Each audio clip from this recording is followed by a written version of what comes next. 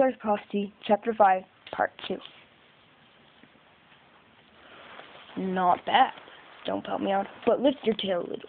You don't want it dragging through the leaves. Lower your chin too, and flatten your ears. You need to try to disguise your shape. Like this? Snowpaw crouched beside Bluepaw, ears flat, chin swaying close to the ground like a snake. Good, sniffed Barrowpoke, praised her. Now move forward slowly. Remember, make your movements as small as you can. Bluepaw put one paw in front of the other, pulling herself forward. She lifted her belly when she heard it drag on the leaves. She placed each paw down so gently that the leaves flattened beneath her without crunching. Promising, Stonepoke purred, and Bluepaw let out a sigh of relief. They practiced until the sun began to slide behind the trees. It's time we went home, Sparrowpaw announced. Just one more go, Bluepaw pleaded. She's so close to being able to move silently through the leaves. You can practice in the camp if you like, but there aren't so many leaves there, Bluepaw complained. Snowpaw sat up and fluffed out her fur. Come on, Bluepaw. It's getting cold, and I'm hungry. Sighing, Bluepaw straightened up. Okay. She watched Sparrowpoke and Snowpaw head away through the trees. We can practice again tomorrow, Stonepoke promised, bounding away to catch up with Sparrowpoke. Bluepaw trailed a few tail lengths behind her clanmates, wishing she could practice now. Suddenly, she heard the skittering of paws on bark. She froze, glanced sideways, and spotted a squirrel sitting on a tree root with a nut between its paws. It was gnarling busily, absorbed in its tasty morsel. Bluepaw dropped into a crouch, raising her belly, and lifted her chin so it just skimmed the leaves. She began creeping toward it, silent as a snake on a rock. She was trembling with excitement, and her heart was pounding so hard that she thought the squirrel must hear it. But the squirrel only carried on gnawing until Bluepaw was so close she could hear its teeth scrape the nut. Holding her breath, she stopped and pressed her breast side to the ground, tensing her muscles and the muscles in her hind legs. Now! The squirrel had no time to move. She knocked it from the root, pinned it to the ground, and sunk her teeth into its neck. The warm tang of blood surprised her as the squirrel went beneath her paws. What's happened? Stonepoke leaped onto the root behind her, his coat bristling. Bluepaw sat up with the heavy squirrel hanging from her jaws. Stonepoke's eyes gleamed. Well done! Sparrowpoke and Snowpaw appeared behind him. Snowpaw's eyes grew round, and Sparrowpoke opened his mouth and stared for a moment. Did you catch that? Joy rising like a bird in her heart. Bluepaw nodded. It's almost as big as you, Snowpaw whispered. Give thanks to StarClan for the life this creature has given to feed the clan. Stonepoke meowed. Thank you, StarClan. Stonepoke brushed against her. Let's get it back to camp while it's still warm. Bluepaw was relieved when he took the squirrel from her. She had been wondering how she'd carry it home without tripping over. Thanks.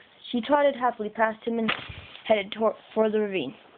No way! Leatherpaw stared in disbelief as Stonepoke had laid the squirrel on the fresh kill pile. All by herself! Snowpaw boasted about her littermate. Bluepaw lowered her gaze as her clanmates gathered to see her catch, hoping they wouldn't think she was being smug. Was that your first hunting session? Starspout asked. He sounded really impressed. Bluepaw nodded. You're lucky to have her, Fuzzypoke told Stonepoke. ThunderClan's lucky to have her, when Fuzzy's pale green eyes around.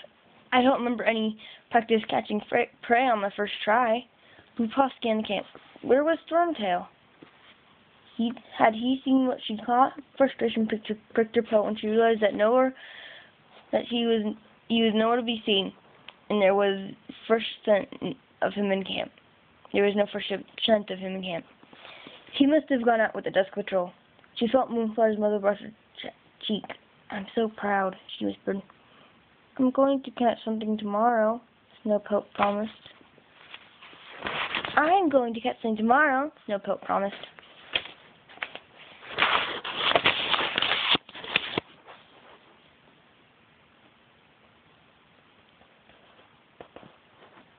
not a competition, Sparrowpaw reminded her. We whispered pattered from the fallen tree. I smell fresh water. Snowpaw skipped to meet him. Bluepaw caught it, she announced. While Weed Whiskered admired the catch, Stonepoke took Bluepaw's side. I'm very impressed with you today. You listened well, and you learned quickly. Bluepaw felt a purr spring to her throat. I want you to come to the gathering tonight.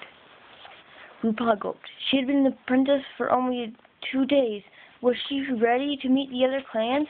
She'd be one of the youngest cats there, with so many new faces and in such a new place. What if she got lost or suffered from her clan? Neat nerves gnawed at her belly. I assume you want to come? Stonepoke queried.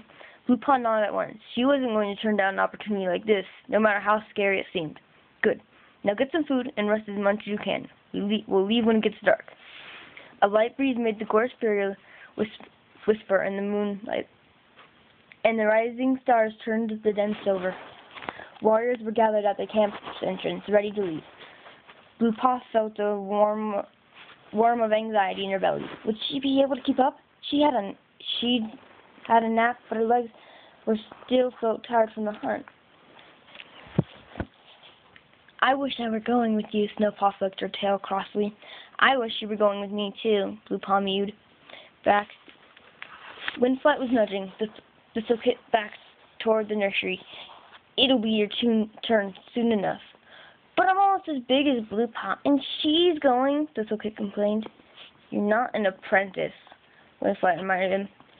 Adderfang was staring at High Rock while tawny spots paced around him, his eyes gleaming. Stormtail was talking to Stonepoke beside the barrier. Were they discussing her training? Bluepaw tucked her paws closer to her belly, wishing her butterflies away. Moonflower pressed in beside her. Stay close to me. Shouldn't they stay near Leatherpaw and Patchpaw? She eyed the two apprentices who were chatting near the entrance. Tails sleek, ears pricked, not a sign of ruffled fur. Weren't they nervous?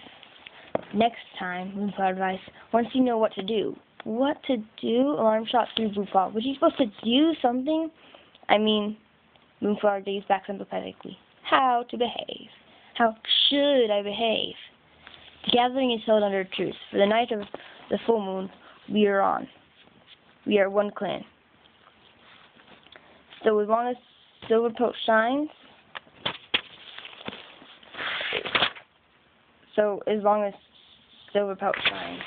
But Moonflower paused, as though weighing her words carefully. Never forget that the truth ends.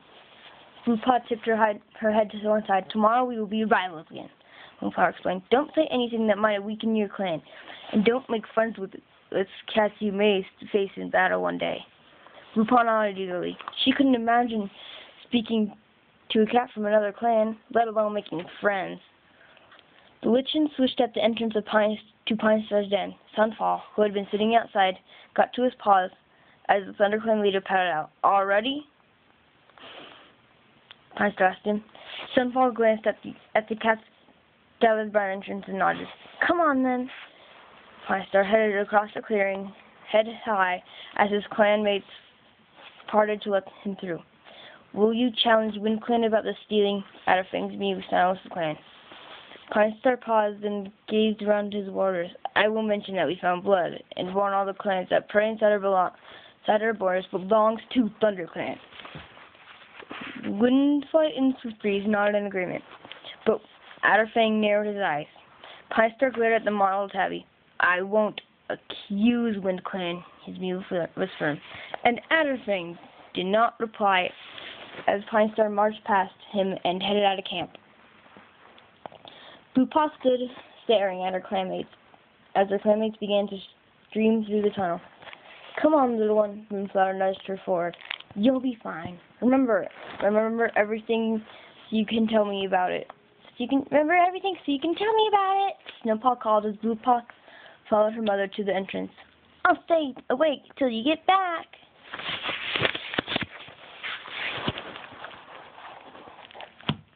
I'll leave it off there.